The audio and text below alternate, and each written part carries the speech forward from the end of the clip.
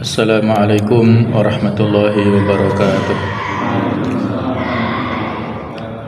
Alhamdulillah, alhamdulillahilladzi arsala rasulahu bil huda wa dinil haqq liyudhhirahu 'ala ad-dini kullih wa kafa billahi shahida. Asyhadu an la ilaha illallah wahdahu la syarikalah wa asyhadu anna Muhammadan 'abduhu wa rasuluh la nabiyya ba'dah. Allahumma salli wa sallim ala sayyidina wa habibina wa maulana Muhammad wa ala alihi wa sahbihi ajma'in. Allahumma inna nas'aluka ilman nafi'a wa na'udzubika min ilmin la yanfa'. Subhanaka la ilma lana illa ma 'allamtana innaka antal alimun hakim wa tub 'alaina innaka antat tawwabur rahim. Amma ba'du, para jamaah Bapak Ibu sekalian rahimakumullah, marilah kita lanjutkan kajian dari Sirah Nabawiyah, yaitu pada tema tentang dakwah sirriyah bagian yang ketiga, juga tentang interaksi dengan Al-Quranul Karim. Pada pembahasan ini kita akan bahas tentang interaksi dengan Al-Quran, kemudian juga tentang syarat tadabbur, juga tentang karakter ayat yang turun pada saat itu, pada fase dakwah Makkiyah di awal-awal, dan juga contoh surat yang turun di awal dakwah.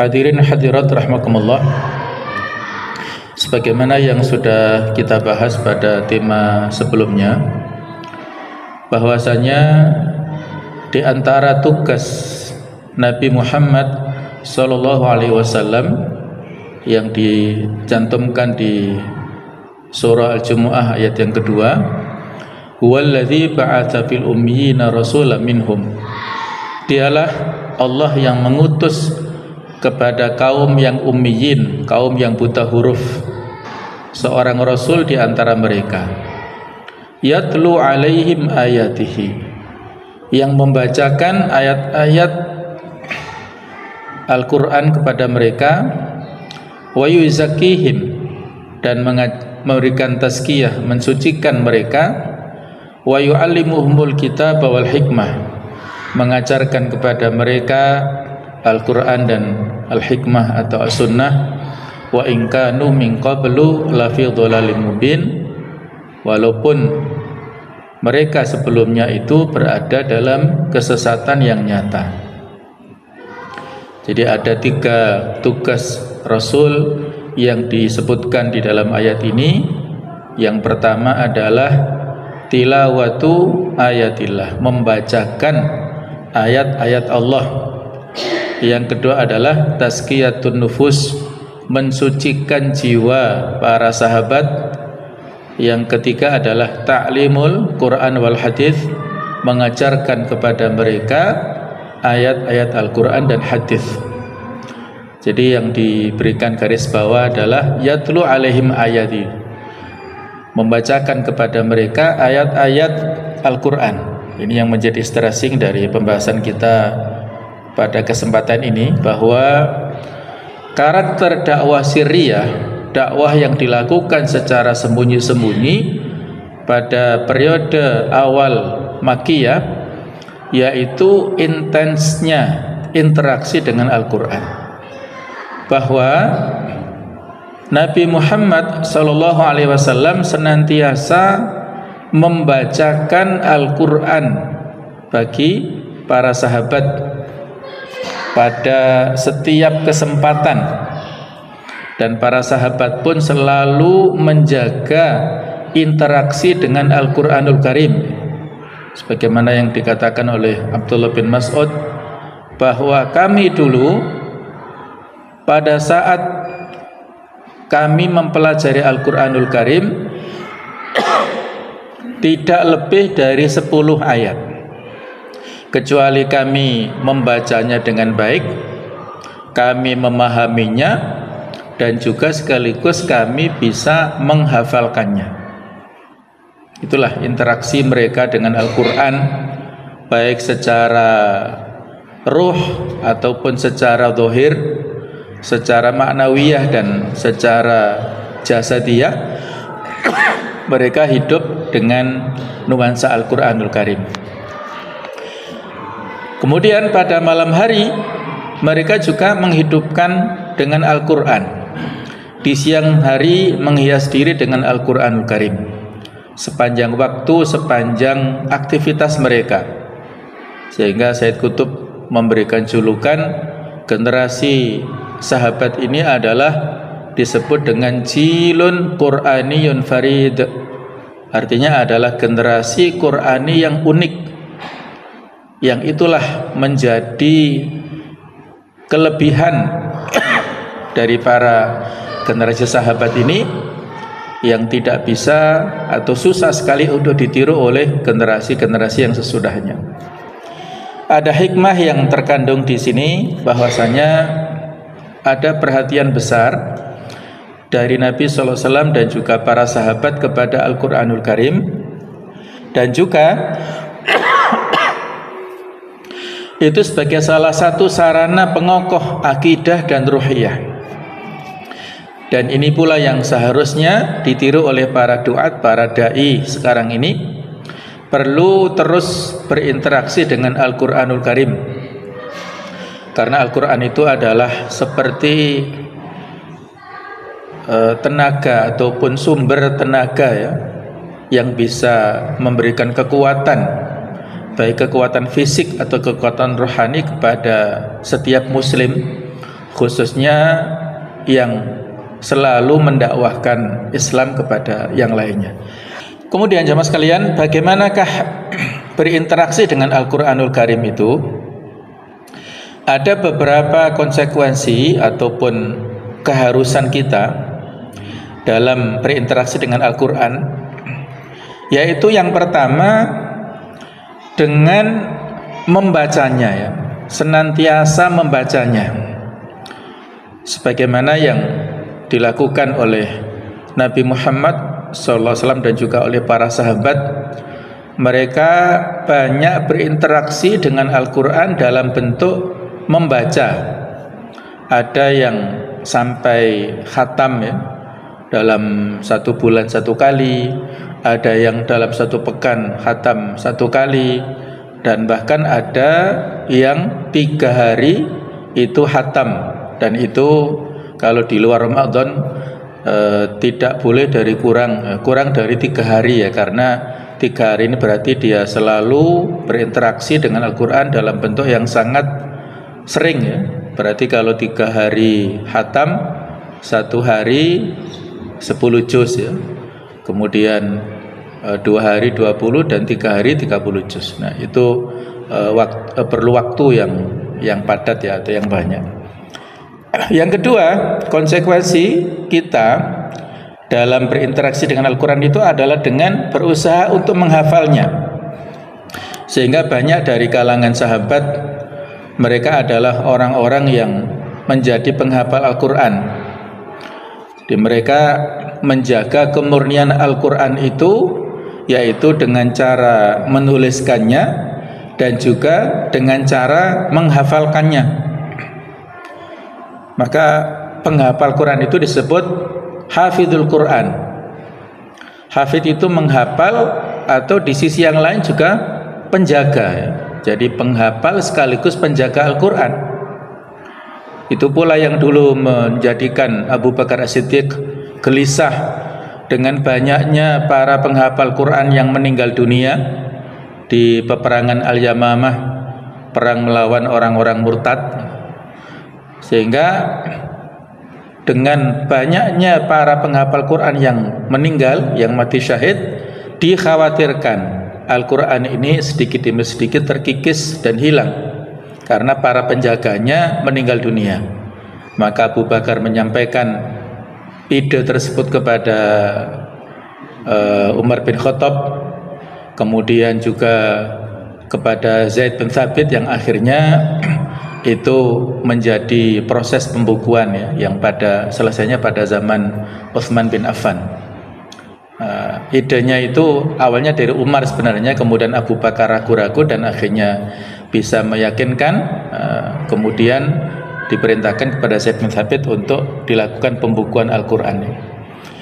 Nah, kemudian yang ketiga, untuk berinteraksi dengan Al-Qur'an adalah konsekuensinya kita menghayatinya. Artinya kita berusaha untuk mentadaburi apa yang kita baca dari ayat Al-Qur'an. Ini juga bisa dilihat bagaimana generasi sahabat yang mereka menangis pada saat menghayati, membaca dan menghayati ayat Al-Qur'an, yang adalah salah satunya dengan mengarahkan ayat-ayat yang dibaca kepada diri kita sendiri, seolah-olah kitalah yang diajak bicara oleh Allah Ta'ala. Pada saat ayat ini menyampaikan tentang perintah, maka seolah-olah kitalah yang diperintah Allah. Pada saat ayat ini bicara tentang masalah surga, maka seolah-olah itu adalah motivasi dari Allah Ta'ala supaya kita merindukan surga.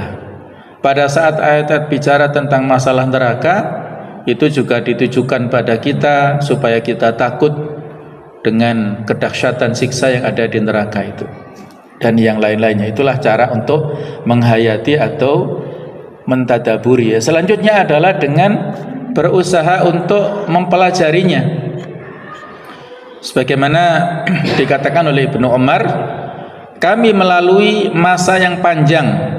Ada seseorang di antara kami diberi iman sebelum Al-Qur'an, sehingga surat-surat turun kepada Nabi Muhammad, maka ia pun mempelajari, mempelajari tentang halal dan haramnya, kemudian ada perintah dan larangan, dan bagaimana ia harus bersikap. Lalu saya melihat orang yang diturunkan Al-Qur'an sebelum iman, maka ia membaca surat Al-Fatihah sampai khatam, tetapi ia tidak tahu apa yang dilarang dan bagaimana harus bersikap. Ia membaca Al-Qur'an menganggapnya sama dengan buku-buku murahan. Ini yang tidak boleh ya. Jadi kalau kita dalam berinteraksi dengan Al-Qur'an, maka kita berusaha untuk memahaminya, yaitu dengan cara untuk mempelajarinya. Kita baca kitab-kitab tafsirnya yang saat ini sudah banyak tersedia, ya, baik itu secara offline ataupun online. Kemudian yang selanjutnya, yang kelima adalah dengan berusaha untuk mentadaburinya. Ini sebenarnya mirip dengan yang sebelumnya, tetapi ini adalah tadabur, artinya kita merenungkan makna yang terkandung di balik ayat-ayat Al-Qur'an. Karena keberkahan ayat Al-Qur'an hanya akan didapatkan, dirasakan apabila kita mentadaburinya, merenungkan dengan seksama, yaitu tadabur yang disertai dengan hati, ada keterlibatan hati yang akan menghasilkan motivasi amal yang sangat kuat, sehingga apabila kita banyak tadabur akan mampu membangkitkan diri kita melalui melakukan amal. Bahkan seorang Ibnu Maktum radhiyallahu anhu, seorang yang tunanetra, tidak bisa melihat, mampu untuk istiqomah sholat berjamaah 5 waktu di masjid walaupun tidak ada yang menuntunnya, tetapi beliau punya semangat luar biasa. Kemudian Abu Talha yang dalam usia lanjut tetap ikut melakukan peperangan jihad untuk mendapatkan syahid karena mentadaburi ayat infiru khifafa wa thiqala, berangkatlah perang walaupun kondisi ringan ataupun kondisi berat. Nah, kondisi berat adalah pada saat usianya yang sudah tua.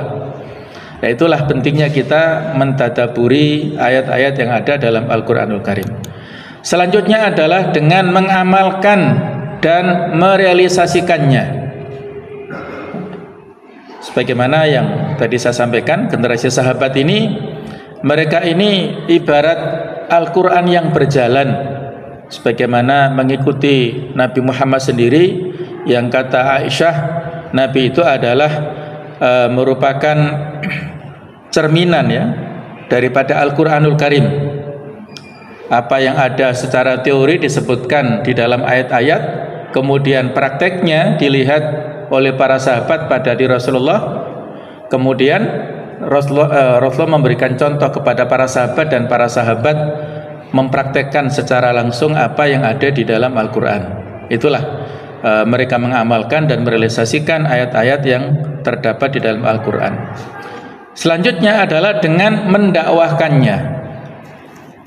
Jadi berusaha untuk mendakwahkan. Setelah dia berusaha untuk membacanya dengan intensif, dengan kontinu, dia menghafalkannya, menghayatinya, mempelajarinya, mentadaburinya, serta mengamalkan, maka dia mendakwahkan, menyampaikan Al-Quran itu kepada orang lain.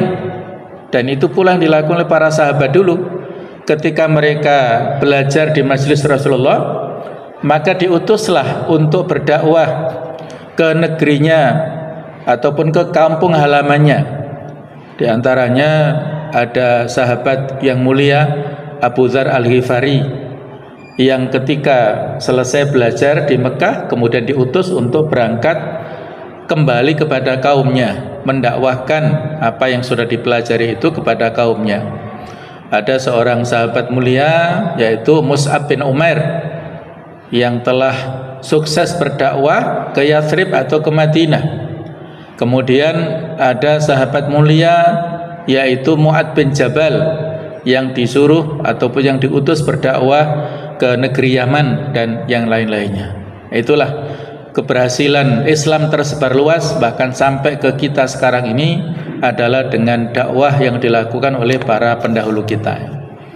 Nah, catatan berikutnya jamaah sekalian yaitu tentang beberapa syarat dalam merenungkan atau mempelajari dan menghayati Al-Quran, yaitu tadabbur ini.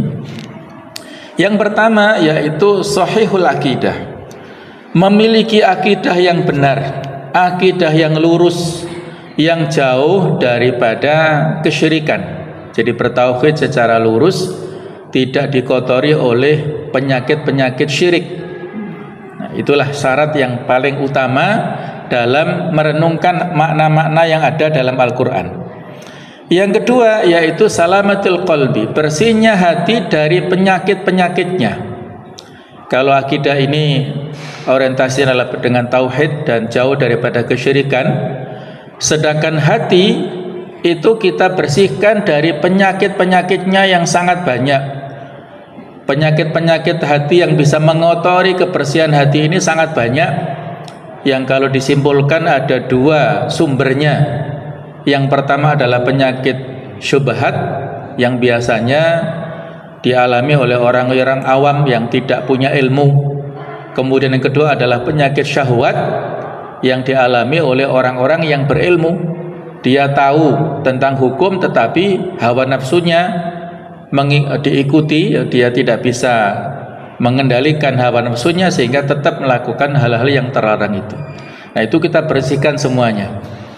Kemudian yang ketiga adalah dengan berusaha semampu kita untuk memahami bahasa Arab.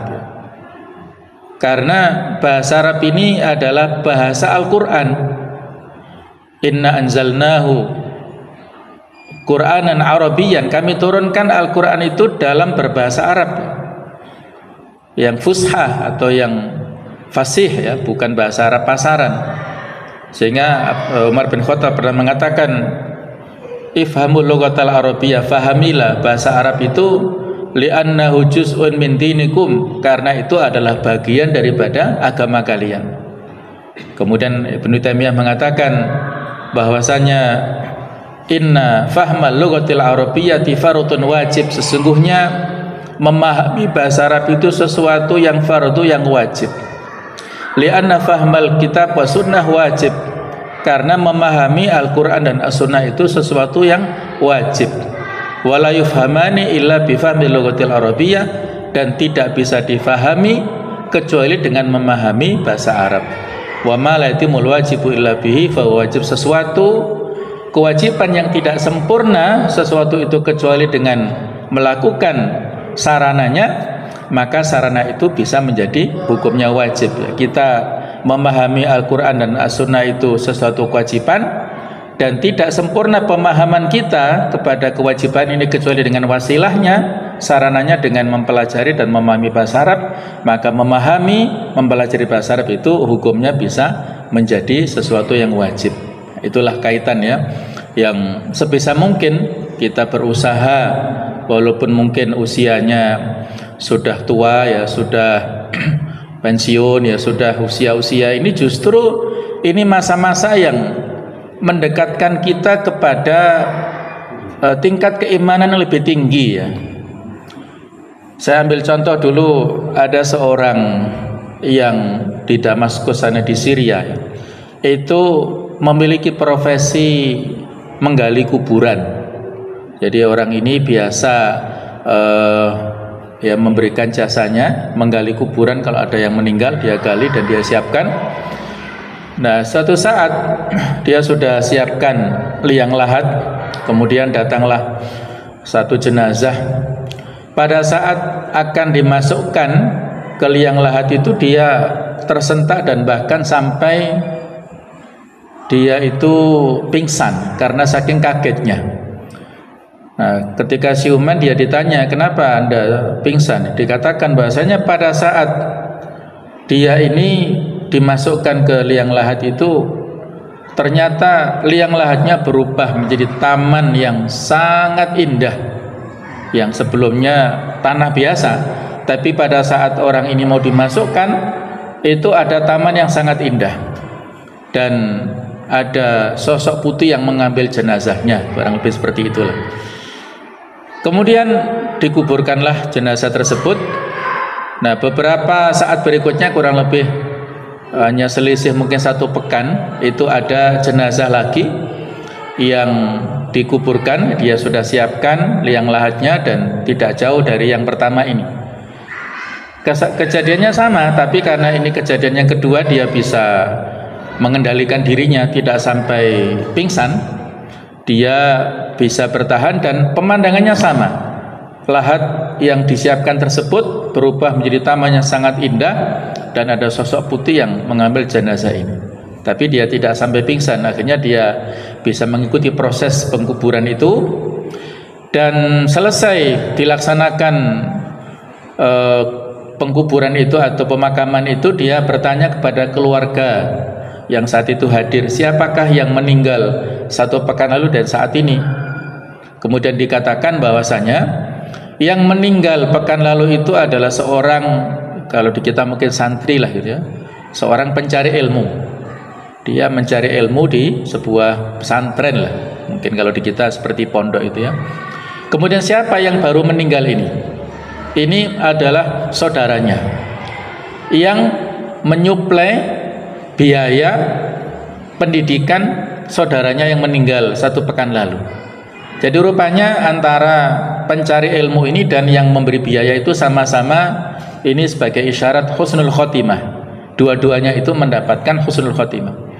Maka orang ini si penggali kuburan dengan penuh kesadaran akhirnya dalam usia yang saat itu sudah tidak muda lagi, 52 tahun ke atas itu ya, beliau akhirnya meninggalkan profesi tersebut dan dia nyantri atau mondok di Masjid Jami' Damaskus dan berguru kepada para guru di sana.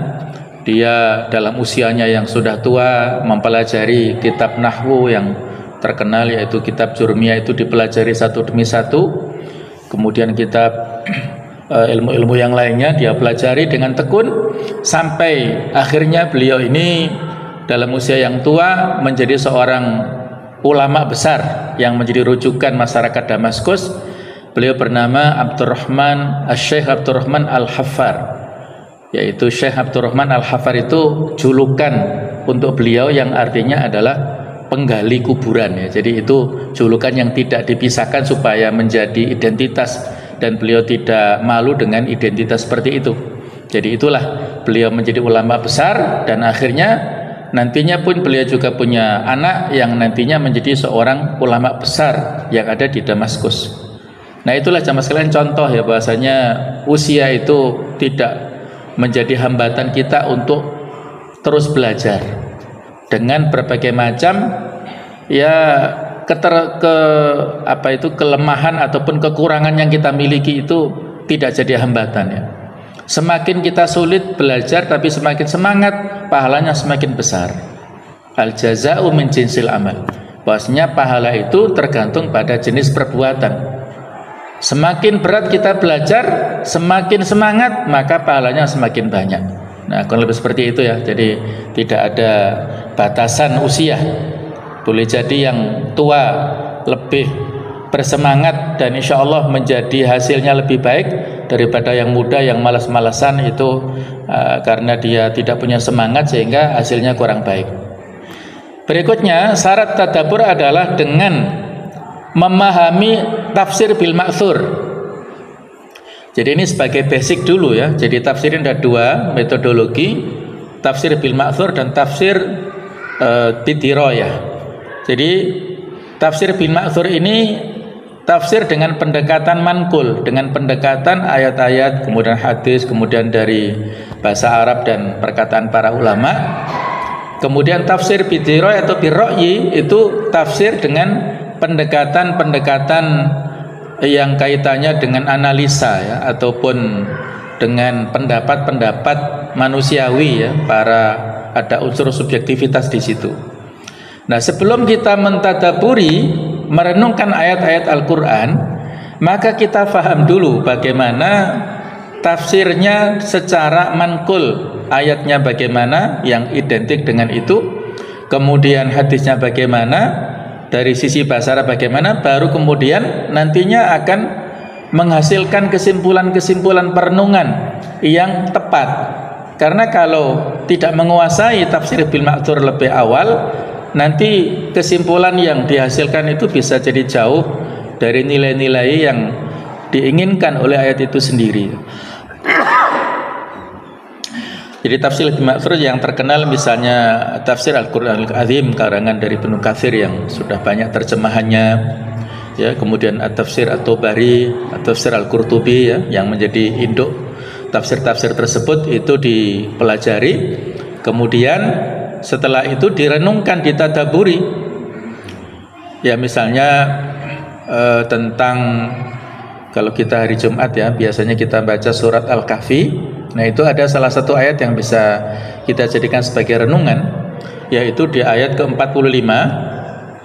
Allah Ta'ala menggambarkan bahwasanya kehidupan dunia itu seperti air yang turun dari langit. Wadrib lahum matsalal hayatid dunya kama'in anzalnahu minas sama'. Berilah contoh perumpamaan untuk mereka bahwasanya kehidupan dunia itu adalah seperti air yang diturunkan dari langit. Nah, kemudian di tafsir Al-Qurtubi dijelaskan di situ. Beliau menyampaikan tentang penyampaian para ulama, tafsir mereka, kemudian beliau mengatakan qaulul hukama, para ahli hikmah mengatakan, kenapa Allah menyamakan antara kehidupan dunia seperti air? Maka ada 4 poin faedah yang disimpulkan oleh beliau. Karena air itu tidak dalam kondisi yang konstan, air itu tidak selalu menetap, tapi selalu berubah. Nah, seperti itulah dunia. Kondisinya kita tidak dalam satu kondisi, tapi kita berubah-ubah kondisinya. Kadang gembira, kadang susah, kadang senang, kadang sedih, kadang sukses, kadang gagal. Itulah dunia. Nah, tidak bisa dalam satu kondisi. Kemudian dunia air itu juga pada saat dibutuhkan sesuai dengan kebutuhan itu bermanfaat. Tapi kalau kita berlebihan pada saat mendapatkan air tersebut, air hujan yang turun deras secara berlebihan akan mengakibatkan banjir, akan mengakibatkan bahaya, tanah longsor dan sebagainya. Tapi kalau kita sesuai mengambil air tersebut akan bermanfaat. Begitu pula dunia. Apabila dunia itu sesuai dengan kebutuhan, maka itu manfaat. Tapi kalau dunia ini berlebihan dalam hal kita mendapatkannya ataupun berusaha mendapatkannya, itu akan memberikan bahaya pada kita. Orang yang berlebihan dalam mendapatkan ataupun dalam mengalokasikan dunia itu akan berbahaya pada dirinya ataupun pada umatnya ya. Itu contoh ya yang bisa kita ambil tadabbur dari ayat-ayat tertentu, tapi ada basicnya dulu, yaitu tafsir bil ma'thur ini. Kemudian yang keempat, syarat tadabbur itu adalah komitmen kuat dengan ajaran Islam. Di antaranya dalilnya adalah inna fi dzalika ladzikra liman kana lahu qalbun aw alqasam'a wa huwa syahid. Sesungguhnya dalam ayat tersebut terdapat pelajaran bagi yang memiliki hati atau menyiapkan pendengarannya sedangkan ia menyaksikannya. Quran surah 50 ayat 37 ini. Jadi di sini ada interaksi yang kuat antara ayat-ayat Al-Quran yang kita baca dengan keinginan dari kita, komitmen gitu. Liman kana lahu qalbun aw alqasam aw huwa syahid. Jadi dia memiliki niat yang lurus terhadap ayat-ayat tersebut, memiliki hati dan menyiapkan pendengarannya. Sehingga inilah yang menjadikan orang-orang Arab jahiliyah dulu, mereka kenapa walaupun memiliki kemampuan kecerdasan yang luar biasa, keahlian dalam bidang syair yang sangat bagus, tetapi Al-Quran tidak mampu masuk dalam diri mereka karena ada pembatas ya. Niatnya sudah tidak bagus, ada dinding yang membatasi mereka tidak bisa intifa, mengambil manfaat dari Al-Quranul Karim ya. Karena Al-Quran ini kan ibarat ya, kalau arus listrik yang sangat kuat ya, arus listrik yang sangat kuat itu harus ada kabel-kabelnya, harus ada alirannya yang dimanfaatkan ya. Kalau kita ingin manfaatkan berarti ada alatnya, colokan, sehingga dimasukkan colokannya dan dimasukkan kepada alat-alat teknologi yang itu bermanfaat. Kalau tidak ada sarana prasarana untuk bisa menjadi penghubung antara arus yang kuat dengan apa yang kita ingin manfaatkan, maka ini tidak akan bisa bermanfaat ya. Itulah kurang lebih ilustrasinya.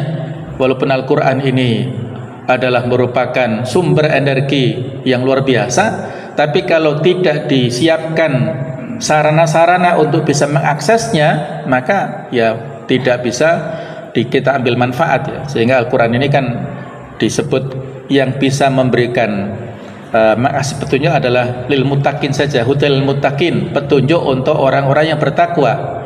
Sedangkan hudal linnas, petunjuk untuk manusia, itu hanya sebatas petunjuk yang disebut oleh para ahli tafsir hidayatu adilalah wal burhan, penunjukan yang sifatnya umum.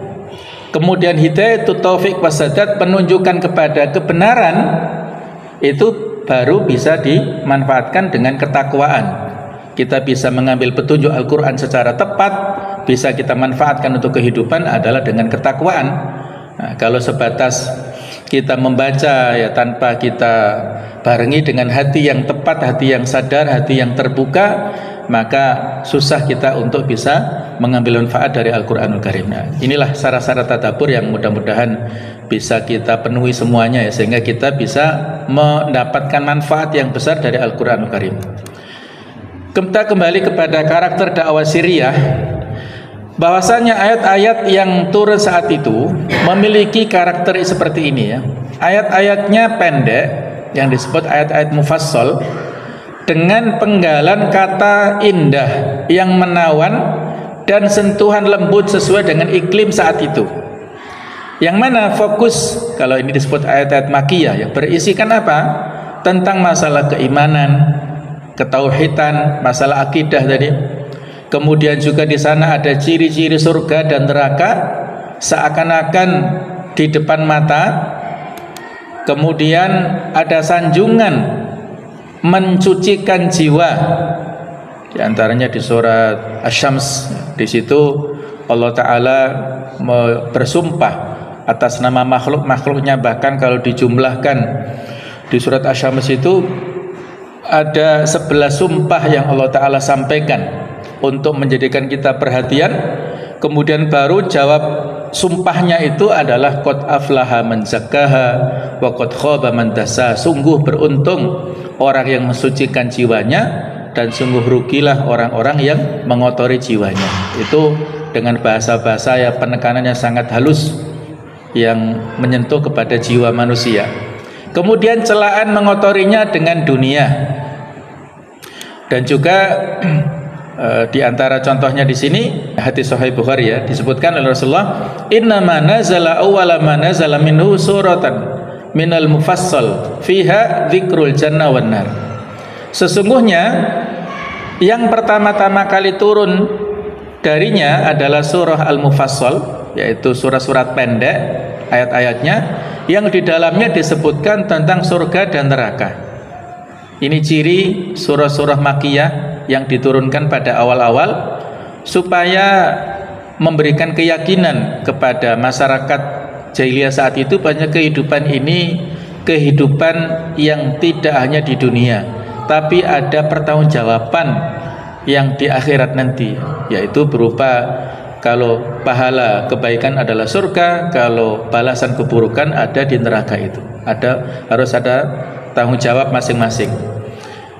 Dan di sini juga diberikan penjelasan tentang hikmah bertahapnya Al-Qur'anul Karim.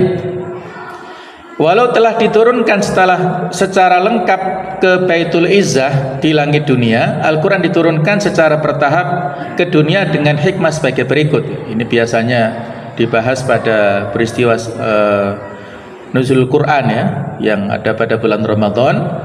Jadi Al-Quran ada dua tahapan proses penurunannya. Proses yang pertama yaitu secara sekaligus dari Lauhul Mahfuz ke langit dunia, yaitu disebut Baitul Izzah, langit yang paling bawah yang disebut dengan Baitul Izzah itu. Kemudian jadi turunnya dari Lauhul Mahfuz ke Baitul Izzah itulah terjadinya pada Lailatul Qadar, turun secara sekaligus yang Allah Ta'ala berfirman, Inna anzalnahu fi Lailatul Qadar. Kemudian tahap berikutnya turun secara bertahap dalam waktu masa risalah 23 tahun, 13 tahun di Mekah, 10 tahun di Madinah. Apa hikmahnya? Banyak sekali, diantaranya untuk meneguhkan hati Nabi Muhammad SAW supaya beliau memiliki kekuatan dalam melihat fenomena dan memiliki kesabaran ya. Ketika misalnya beliau bersedih karena wahyu yang agak lama tidak turun ya, kemudian ada setan atau iblis yang menggoda beliau bahwasanya sesungguhnya setannya telah meninggalkannya. Jadi itu membuli Nabi Muhammad gitu ya. Malaikat dituduh sebagai setan meninggalkannya, sehingga beliau bersedih ya, akhirnya diturunkanlah surat Ad-Duha dan diantara ayatnya ma watta'aka rabbuka wa ma qala. Tidaklah Allah meninggalkanmu dan juga membuatmu sedih ya. Jadi akhirnya beliau kembali bergembira ya dengan turunnya ayat-ayat tersebut. Itulah meneguhkan hati beliau. Kemudian sekaligus di sana ada tantangan dan mukjizat. Walaupun ayat per ayat ataupun surat per surat diturunkan yang itu berbahasa Arab dan difahami dengan pemahaman yang bagus oleh orang-orang Arab Quraisy karena bahasa mereka juga bahasa Arab, tetapi tidak mampu mereka mendatangkan bahkan satu surat pun seperti Al-Quran. Mereka sama sekali tidak mampu. Nah itulah yang disebut dengan mukjizat, sesuatu yang menantang dan melemahkan mereka. Kemudian juga memberikan kemudahan, memudahkan hafalan dan pemahamannya. Kalau 30 juz langsung diturunkan susah, tapi kalau sedikit demi sedikit maka beliau menghafalkan. Jadi di surat Al-A'la disebutkan sanuqri'uka fala tansa, kami akan membacakan kepadamu sehingga engkau tidak akan melupakannya wahai Muhammad. Sehingga beliau biasanya di bulan Ramadan bertadarus dengan malaikat Jibril ya. Tadarus artinya saling menyimak bacaan dan hafalannya, karena yang apabila ayat-ayat itu diturunkan secara bertahap itu beliau mudah menghafal dan disimak oleh Jibril dan begitu pula sebaliknya. Kemudian relevan dengan peristiwa dan pentahapan dalam penetapan hukum, karena sudah pernah kita ceritakan tasyri' ya, pensyariatan itu dilakukan dengan bertahap. Betapa jahiliyahnya masyarakat pada saat itu. Misalnya dalam interaksi mereka dengan minuman khamr, sampai ada 4 tahapan pengharaman khamr. Kalau seandainya pengharaman khamr itu satu kali, satu tahap saja, maka mereka nggak akan menghiraukan, karena begitu senangnya mereka dengan kebiasaan minum khamr. Ya, kalau kita minum khamr itu pada masa jahiliyah seperti kita minum teh atau kopi ya, yang setiap waktu, setiap saat, satu hari bisa 3 kali 4 kali. Nah orang jahiliyah begitu, mereka dengan interaksi ya dengan khamr itu begitu seringnya, Sehingga bertahap. Yang pertama mubah dulu, kemudian yang kedua ada isyarat-isyarat supaya mereka itu la taqrabus sholata wa antum sukara. Kalau kalian mau sholat jangan minum khamr. Nah, jadi kalau mau sholat berhenti, nggak usah minum khamr sampai pada finishing terakhirnya namal khamr wal maisir wal azlam rijsun min amali syaitan fastanibuh. Namanya khamr, kemudian mengundi, kemudian juga maisir yaitu perjudian, itu adalah termasuk amal setan, sehingga jauhilah. Maka mereka pun bisa berhenti total. Itu perlu tahapan-tahapan. Kemudian juga tanpa diragukan bahwa Al-Quran diturunkan dari sisi yang maha bijaksana lagi maha terpuji, yaitu Allah Subhanahu wa ta'ala. Al-Quranul Karim turun dari zat yang maha tahu, yang maha bijaksana dan maha terpuji, sehingga Allah menurunkannya sesuai dengan kapasitas masyarakat yang ada saat itu, sehingga tidak diragukan lagi di sana memiliki manfaat dan faedah yang sangat besar. Jamaah sekalian, berikutnya ini contoh ayat-ayat makiyah yang diturunkan, yang kata Imam Asyuti bahwasanya surat At-Takwir ini diturunkan pada periode yang ke-7 dari turunnya Al-Quran. Jadi setelah 5 ayat di surat Al-Alaq, kemudian ada Al-Muddathir, ada Al-Muzammil, kemudian juga ada Al-Fatihah, dan juga yang ke-7 ini adalah surah At-Takwir. Nah, nanti yang ke-8 yaitu surat Al-A'la. Jadi kalau kita baca ayat-ayat yang diturunkan pada awal-awal ini, banyak bicara tentang masalah tauhid atau masalah akidah.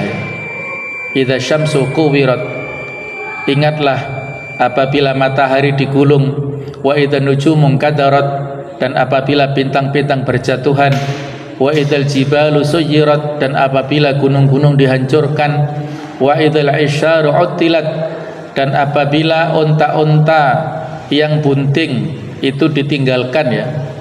Mereka sangat perhatian, disebutkan unta karena di sini harta yang paling mereka perhatikan pada masa jahiliyah itu adalah unta.